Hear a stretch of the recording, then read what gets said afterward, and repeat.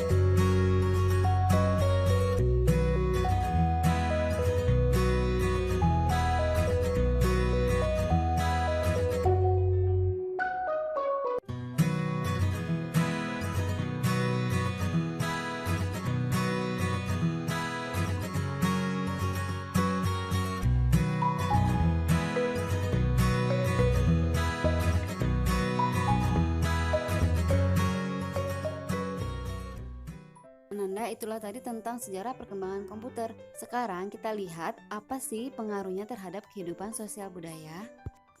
Nah, pengaruhnya dalam bidang pendidikan yaitu bisa dijadikan sebagai media pembelajaran online. Nah, dengan pembelajaran online atau daring jarak jauh ini, kita bisa belajar tanpa harus bertatap muka.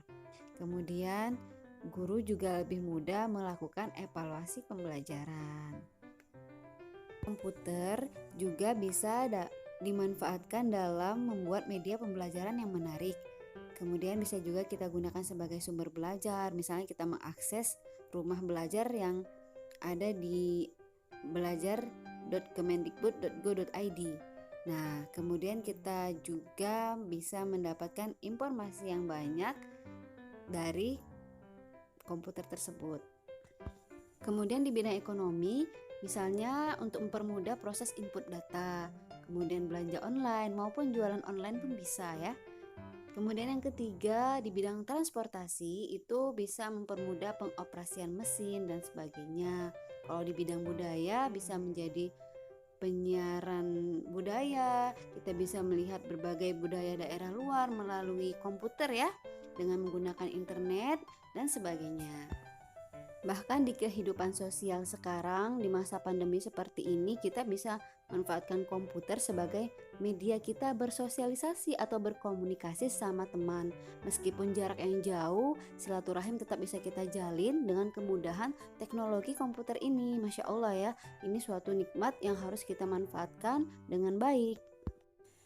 Nah Ananda, setelah kita mengetahui tentang sejarah komputer dan mengetahui bagaimana pengaruh komputer terhadap kehidupan sosial budaya, sekarang kita pahami materi tentang hak dan kewajiban kita terhadap pemerintah.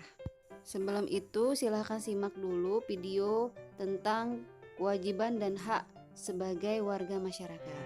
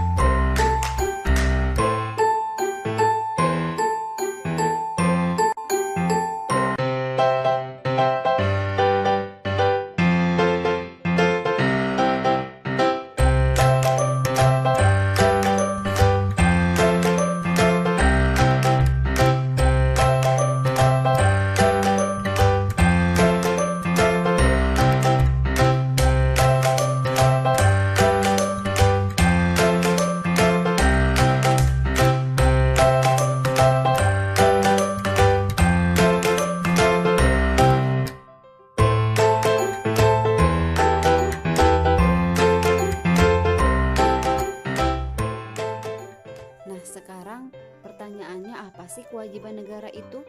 Kewajiban itu adalah segala sesuatu yang dianggap sebagai suatu keharusan untuk dilaksanakan oleh warga negara. Kewajiban warga negara Indonesia apa aja?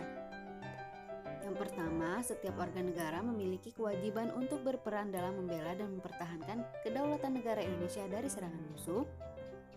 Yang kedua, setiap warga negara wajib membayar pajak dan distribusi yang telah ditetapkan oleh pemerintah pusat dan pemerintah daerah. Yang ketiga, setiap warga negara wajib mentaati serta menjunjung tinggi dasar negara, hukum, dan pemerintahan tanpa terkecuali.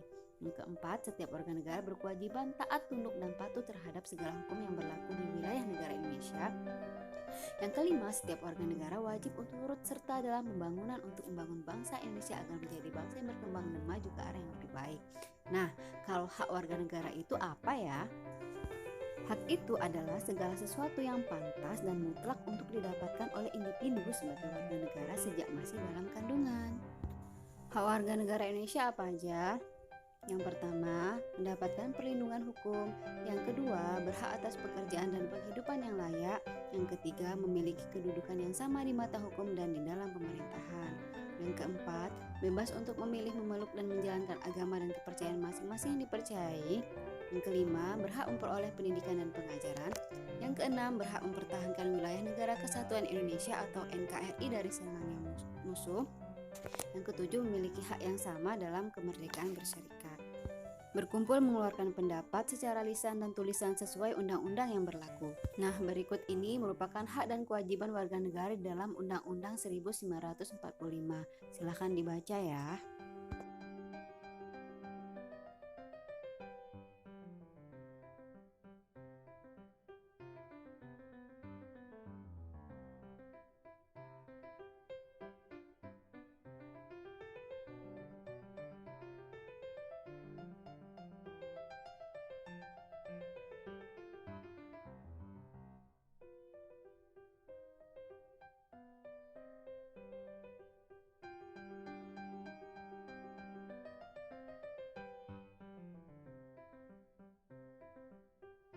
Nah, Ananda, itulah tadi materi yang dapat Bunda sampaikan pada hari ini. Silahkan disimak baik-baik dan silahkan ditanyakan jika ada yang tidak mengerti. Kemudian, untuk absen kehadiran, silahkan kalian tuliskan komentar di Google Classroom yang telah kita sediakan. Itu saja dari Bunda, mohon maaf jika ada salah. Sampai bertemu pada video pembelajaran berikutnya. Bunda akhiri. Wassalamualaikum warahmatullahi wabarakatuh.